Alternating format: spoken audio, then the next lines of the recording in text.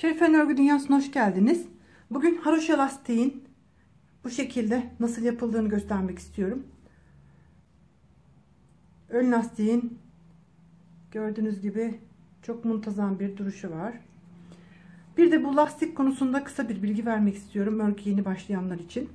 Örgülerde bu şekilde bir ters bir düz lastik kullandığınız zaman bu daima örgünün kendisinden daha uzun esnek bir lastik olacaktır. Haroşa lastik kullandığınız zaman da bu haroşanın iki sırası bir sıra yerine geçtiği için örgünün ön tarafını biraz hafif toparlama yeteneği vardır. Bunları bilerek örgünüzün modeline göre ön lastiği başlarsanız daha düzgün örgülere sahip olabilirsiniz. Burası da bakın arka tarafından görünüşü. İsterseniz başlangıcını da haroşa olarak yapabilirsiniz. Ben bu şekilde bir örneğini nasıl yapıldığını anlatmak istedim. 3,5 numara şiş ile anlatımımı yapıyorum. 28 ilmeğimi taktım. Örgümün bu kısmı arka tarafında olmasını istiyorum. Şu gördüğünüz gibi ön çizgisinin ön tarafında örgümün olmasını istediğim için şu anda arka taraftan örgümü örmeye başlıyorum. Şu parçada ön lastik bölümü sol tarafta olduğu için şurası da örgünün ön yüzü, buranın da sağ tarafında olması gerekiyor. Bu yüzden örgümü çevirdiğim zaman ilk buradan bir ters bir düz olarak lastiğimi örmeye başlıyorum. Burada şu aralarda birer tane ilmek devam ettirdim ben. Bu lastiğin başını ve sonunu belli eden bir ilmek oldu ve örgüye daha güzel bir görünüm kattığını düşünüyorum.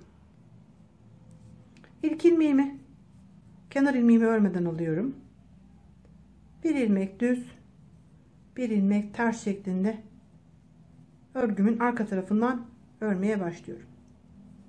Bu kısmı aynı lastik kurar gibi devam ediyorum.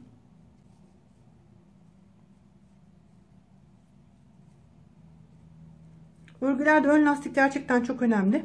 Muntazam görünümlü olduğu zaman örgünüzün çok ilgi çekici ve düzgün olmasını sağlıyor. Ama ön lastik çirkin olduğu zaman örgünüz çok kötü görünüyor. 2, 4, 6, 8. 8 ilmek kalıncaya kadar ben bu şekilde bir ters bir düz örmeye devam ediyorum. Ön lastiğini 8 ilmek bıraktım. Bu 8 ilmeğin başındaki ilmeğini şu şekilde arka taraftan ters olarak ördüm. 1, 2, 3, 4, 5, 6, 7, 8. ilmeği ters olarak ördüm. Sonraki 1, 2, 3, 4, 5 ilmeğimi haroşa olacağı için ben haroşayı düz olarak ördüm. Sonda 2 tane ilmeğim kaldı bakın. Bu sondaki 2 ilmeğin bir tanesini ters olarak ördüm. Son ilmeğimi düz olarak ördüm. Örgümün arka yüzünden bu şekilde kurulumunu yaptım. Şimdi örgümün ön yüzündeyim. Ben ön lastik veya arka lastik hiç fark etmez. İlk ilmeği daima örmeden alıyorum ki bu kısmı esnemesin. İlk ilmeği örmeden aldım. İpimi arka tarafa bıraktım. Ve düz ilmeğimi şu şekilde arka tarafından girerek örmeden atlattım. Sonraki 1, 2, 3, 4, 5 ilmeğimi düz olarak ördüm. Tekrar ipim arkada iken 6. ilmeğim düz. Bu ilmeğimi de arkasından girerek örmeden atlatıyorum. Sonraki ilmeklerimi bir ters bir düz aynı lastik örer gibi devam ettiriyorum. Burası örgümün ön yüzü. Ön yüzüne geldiğim zaman bu haroşaların iki kenarındaki düz ilmekleri ön yüzde örmeden ipim arkadayken atlatıyorum. Arka yüzde ters olarak örüyorum. Bu şekilde sıra boyunca ilmeklerimi bir ters bir düz şeklinde örüyorum. Örgümün arka tarafını çevirdim. Bir ters bir düz lastik bölümünü aynen örerek geliyorum.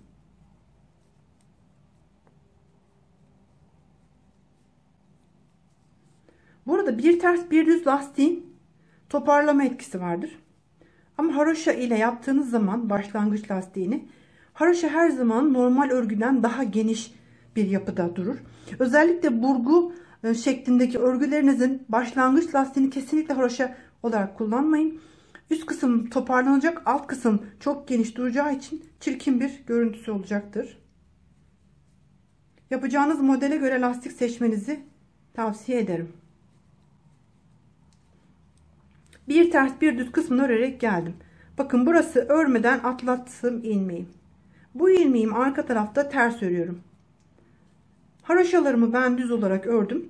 Ama haroşaları dilerseniz ters ile de yapabilirsiniz. Sonuç değişmeyecektir. Burada tekrar bir tane örmeden atladığım ilmeğim var. Bu ilmeğimi arka tarafta ters örüyorum. Kenar ilmeğimi düz olarak bitiriyorum. Tekrar örgümü çevirdim. Bir kez daha görelim. Kenar ilmeğini örmeden alıyorum. İpimi arka tarafa geçiriyorum ve düz ilmeğimi bir sonraki sırada zorlanmamak için arkasından girerek atlatıyorum. Aradaki ilmeklerimi düze çevirerek örüyorum. Tekrar ipim arkadayken düz ilmeğimi örmeden alıyorum. Bu şekilde devam ettiğiniz takdirde şu an önümde gördüğünüz gibi örgünüz devam edecektir. Ben bu bir tane örgünün lastiği ile birleşim yerindeki ilmeğimi üzerine devam ettiğim zaman da ilerlettim. Aynı şekilde devam ettim. Dilerseniz örgünün bu tarafındaki lastiğin yapımını gösterdim. Örgüye yeni başlayanlar zorlanabiliyor. Bu tarafında yapımını birlikte görelim isterseniz. Ben bu tarafı tamamladım. Düz örgüye geçtim. Şimdi diğer tarafın yapılışını görelim. Örgümün arka yüzündeyim. Aynı şekilde kenar ilmeğini örmeden alıyorum ve ilk ilmeğimi ters örüyorum.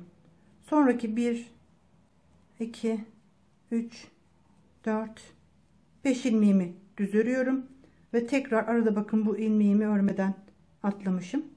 Bunu ters örüyorum.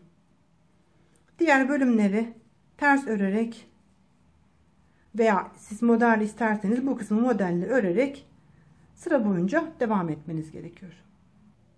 Örgümün ön yüzünü çevirdiğim zaman düz ilmekleri örerek devam ediyorum. Aradaki bir tane ilmeğe geldiğim zaman ipim arka tarafta iken düz ilmeğimi ön yüzde örmeden alıyorum.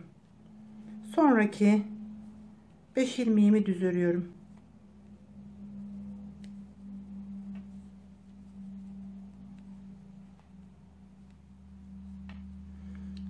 Bu bir tane düz ilmeğe geldiğim zaman ipim arkadayken bu ilmeğimi de örmeden alıyorum. Kenar ilmeğimi düz örüyorum. Aynı şekilde lastiğin diğer tarafını da ön yüzde düzleri örmeden alıyorum.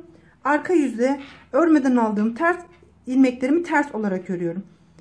Haroşa lastiklerinizi bu şekilde yaparak düzgün lastikler elde edebilirsiniz. Videomu izlediğiniz için hepinize teşekkür ediyorum. Yapmayı düşünen herkese kolay gelsin.